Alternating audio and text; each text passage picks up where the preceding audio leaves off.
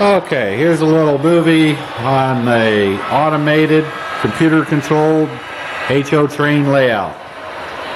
Basically consists of two parallel figure eights with a couple of tracks that cross between the two figure eights. We have two diesel trains running on one figure eight, two steamers running on the other figure eight.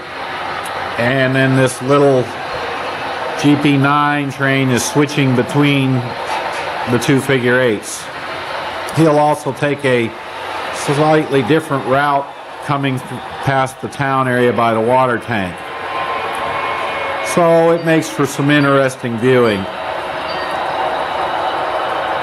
Some of the computer is controlling the trains, controlling the turnouts, the layouts, all the operations on the layout.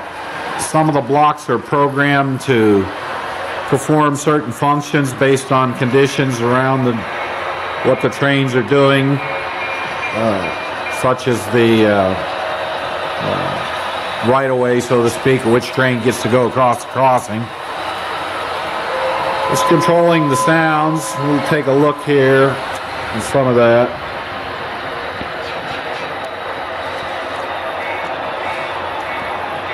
The tunnel on the far side by the little guard shack, if a train comes out of that tunnel, he'll sound the horn or whistle.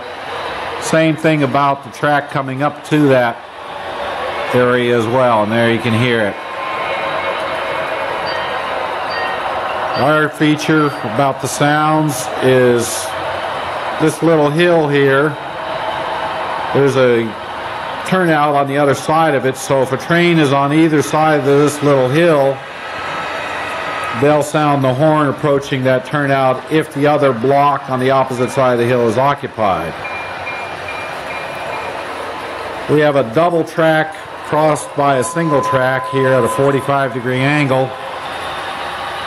If there's a train on the little single track bridge waiting to cross, the trains on the two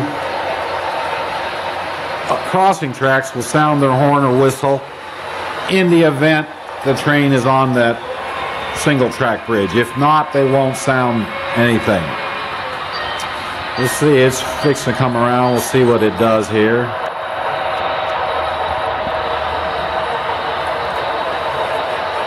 Yeah, he's on a sail right on through, so he's blowing his horn, but he didn't have the right of way. The computer's got to sort it out.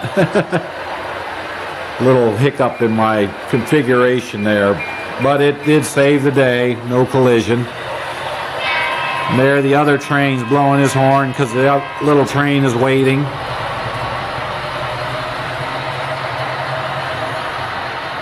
We'll just see how it sorts this out. And he sounds a whistle. The other one sounded a whistle about that tunnel entrance. Poor little GP's having to wait here. He will get his turn though eventually.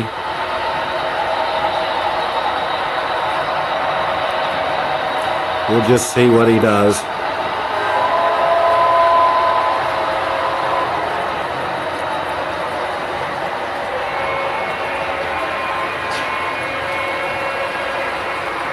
He should go now.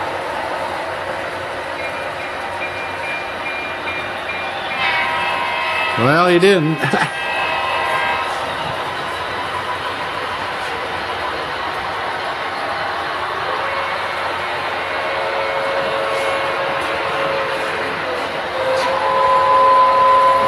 I'm pretty sure he'll get a turn eventually.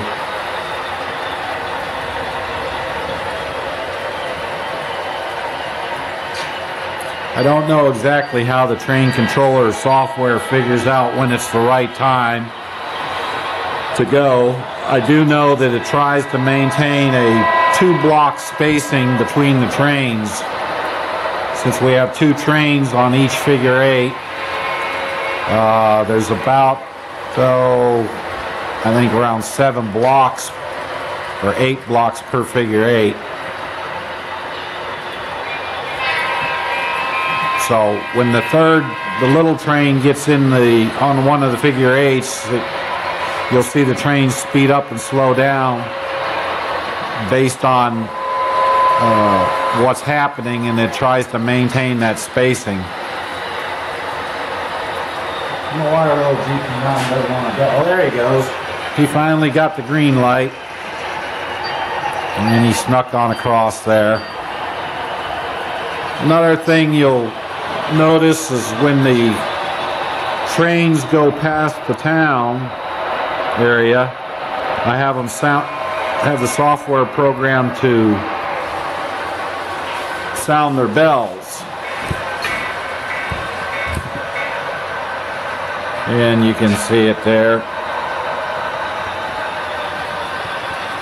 You'll notice the little short GP train takes a different route past the town than the other diesels do.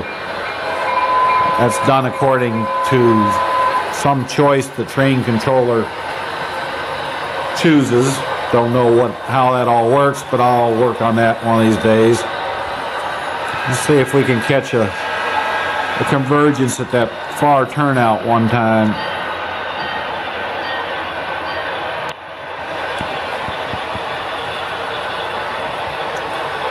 There, he got the right of way over that Pacific, who's got to wait on him to get a little further ahead, and then he'll go.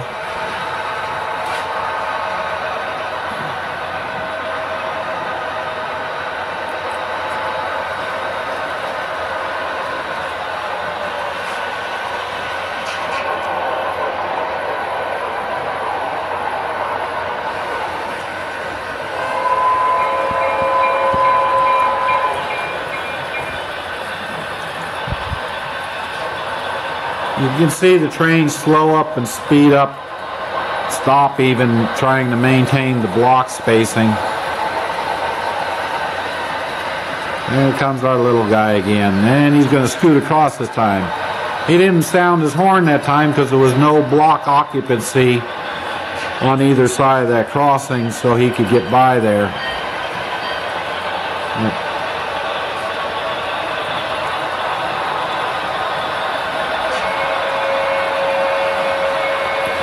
You'll notice that we're done away with our CTC panel that we used to have, and we're not using any handheld throttles.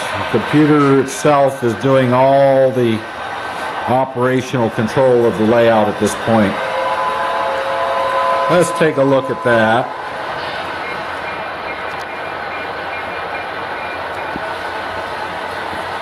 I don't know how well you can see it, but we have 6 throttles on the screen right here, and the computer is controlling those throttles. There's 6 locomotives on the layout, only 5 of them are running at the moment.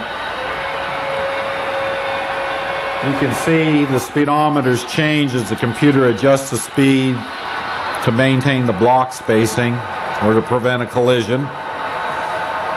Here's a list of all of our trains, rolling stock, and it's what speed they're running, whether they're proceeding under a green light or a red light, and the mode they're operating under, which happens to be computer control, and which block they're currently at.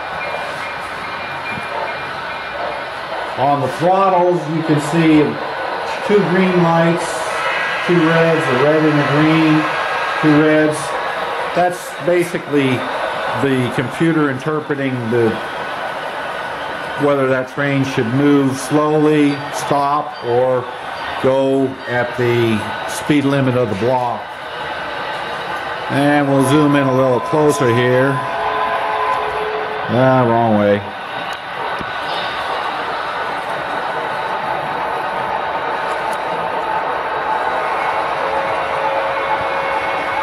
You can see that we have the block occupancy being reported, and it's moving along with the trains.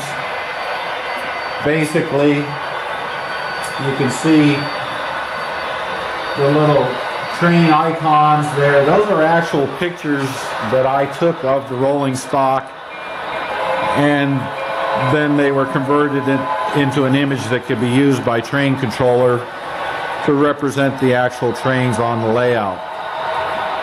I don't know how well you can see, but the signal plant that we have here, if you watch them carefully for a while, you'll see that train controller is changing or controlling those signals based on the conditions. The general signal rule that I'm using is if the turnouts are correct, the points, and the next two blocks are clear, it gets a green light. If the second block away from the plant is occupied, but the next block is clear, it'll get a yellow. And then if the points are wrong or the next block in the plant is occupied, it gets a red.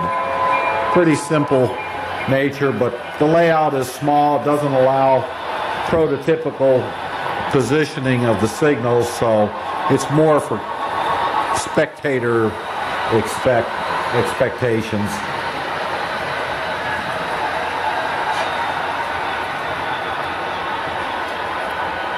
And all the wonderful electronics that are doing this, I don't know how well I can get it with low light, but we're going to show you that.